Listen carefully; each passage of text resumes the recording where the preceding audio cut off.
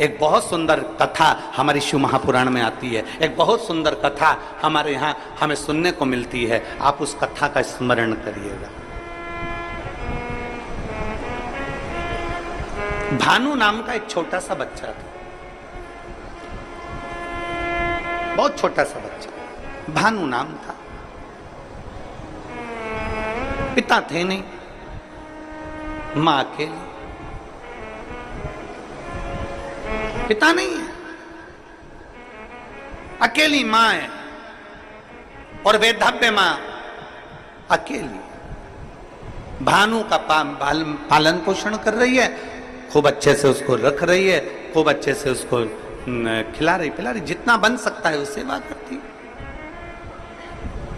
सुंदर दृष्टांत है। वो बेटी अगर यहां बैठकर कथा सुन रही हो या टीवी पर कथा सुन रही हो कि कंक्रीट के शिवलिंग को हमने बना दिया और पूरा गांव वहां जाना चालू कर दिया, तो क्या उसका पुण्य मिलेगा कि नहीं मिलेगा, हमको हमारे खाते में पुण्य जाएगा कि नहीं जाएगा, वो बात मूल है।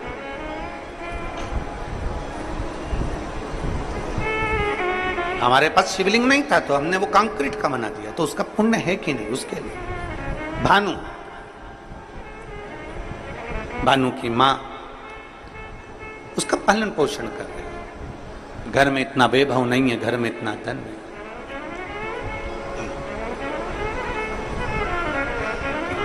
एक बात आज फिर कहते हैं, तुम्हारे घर में धन की कमी होगी ना, चल जाएगी। धन की कमी होगी तो बच्चा बचपन में रोएगा, धन की कमी होगी तो बच्चा खिलौने के लिए रोएगा, धन की कमी होगी तो बच्चा कपड़े के लिए रोएगा, धन की कमी होगी तो बच्चा गाड़ी के लिए रोएगा। अगर तुम्हारे घर में धन की कमी है ना, चलेगा, पर तुम्हारे घर में संस्कारों की कमी नहीं होना चाहिए, नहीं तो जिंदगी भर रोना पड़ेगा।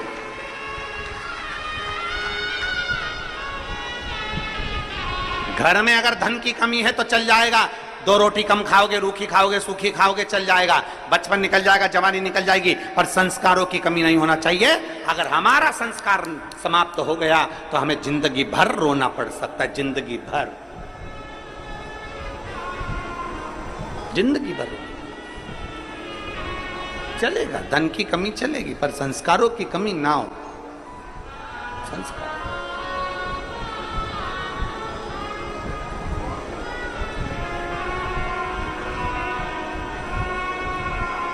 और जितना बन सकता है अपने संस्कारों में कोई कमी ना है। भानु की मां भले धन में कमी थी पर संस्कारों में कमी नहीं रखी भानु की। एक दिन भानु ने अपनी मां से पूछा, मां सबके घर में खूब सा राशि ठाठ है पर हमारे घर में कुछ नहीं है। मां के मुख से निकल गया, जिस दिन महादेव चाहेगा उस दिन ठाठ भी दे देगा, जिस दिन महादेव चाहेगा उस दिन ठाठ दे देगा। 5 वर्ष का भानु जहां भी खेलने बैठता है, जहां भी खेलता है, खेलते खेलते मिट्टी को उठाकर, धूल को उठाकर, जो जमीन पर खेलता है तो वहां की मिट्टी को ऐसा इकट्ठा करता है, शिवलिंग बनाता है, जलाधारी बनाता है, पेड़ पत्ती का पत्तियां तोड़ता है वृक्षों से, उसके ऊपर चढ़ा देता है। थोड़ी देर बाद भानु उसको मिटा देता है। फिर कहीं खेलता है, मिट्टी में गया, मिट्टी का शिवलिंग बना लेता है, पत्तियां तोड़ता है, शिवजी पे चढ़ा देता है, उसको मिटा देता है। 4 छोटी छोटी डंडियां लाकर खड़ी करता है, उस पे झोपड़ी बनाता है, उसके अंदर एक मिट्टी का शिवलिंग बना लेता है, उस पे पत्तियां लाता है, तोड़कर चढ़ा देता है। यह केवल भानु की कथा नहीं, ये आपकी और हमारी भी कथा है। बचपन में कई बेटियां, बचपन में कई बेटे, बचपन में छोटे छोटे लड़के, सोमवार आता है, मंगलवार आता है, बुधवार आता है, गुरुवार आता है, ऐसे कई दिन, कोई शिवरात्रि, कोई सावन का महीना आता है, छोटे छोटे बच्चे डंडियां लाते हैं, तोड़कर छोटी छोटी डंडियां तैयार कर कर उस पर छप्पर डालकर उसमें मिट्टी का शिवलिंग बना लेते हैं, उसका श्रृंगार कर देते हैं, उसके ऊपर पत्ता पत्ती लाकर चढ़ा देते हैं। कई लोग हंसते हैं, बताओ कैसा मूर्ख है, कैसे इसमें अकल नहीं है, छोटा सा बच्चा है, इसने ऐसा कर लिया। घर के अंदर वो भगवान की पूजन करता है, छोटा सा बच्चा।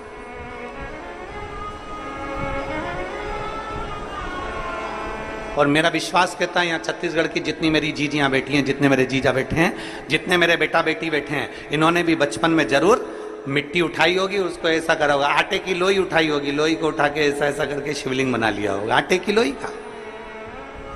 चावल बनाया होगा तो चावल का।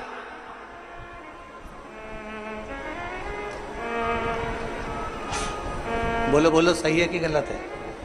बचपन में खेलते समय मिट्टी का, धूल का, पत्थर का, आटे का, जो मिल जाता था उसका हम शिवलिंग कई बार बना लेते थे। कितना सुंदर कहा इस दृष्टांत के अंदर कि भानु मिट्टी का शिवलिंग बनाता, मिटा देता, जो मिल जाता उसको, धूल मिल जाती धूल का बनाता, मिटा देता।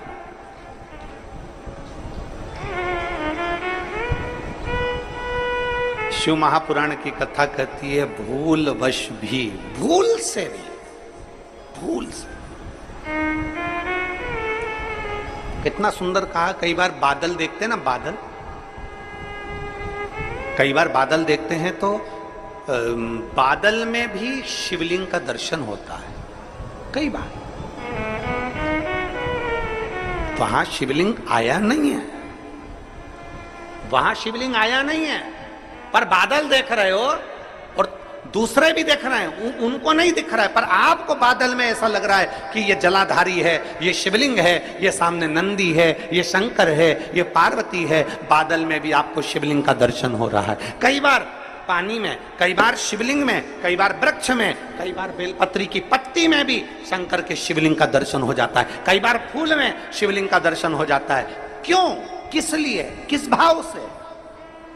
तो हमारे यहां दृष्टांत सागर कहता है, अगर तुम्हारी नेत्रों से तुम्हें बादल में, जल में, थल में, पाषाण में, मिट्टी में, धूल में भी अगर भूल से भी तुमने शिवलिंग का निर्माण करा है या दर्शन करा है, तो तुम्हें तुम्हारे खाते में एक शिवलिंग के निर्माण का पुण्य तुम्हारे खाते में जुड़ जाता है और उसका फल तुम्हें मृत्यु के पहले प्राप्त जरूर होता है।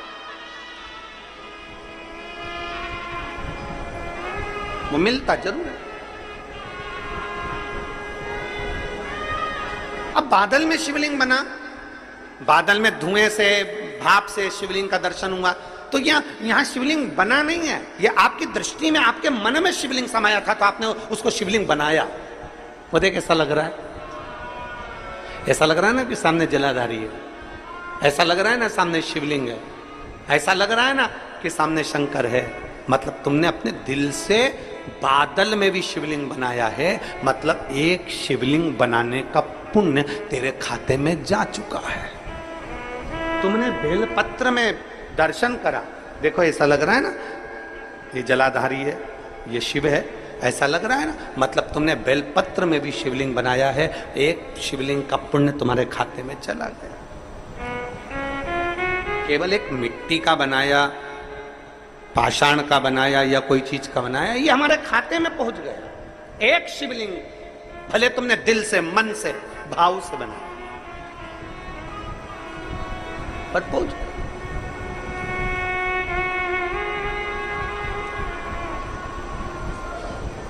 निर्माण अपने दिल से किया गया। महाराज कितना सुंदर कहा किसी ने कि आर्थिक स्थिति ठीक हो ना हो, आर्थिक स्थिति ठीक हो ना हो चलेगा, पर मानसिक स्थिति ठीक होना चाहिए तो जिंदगी सार्थक हो।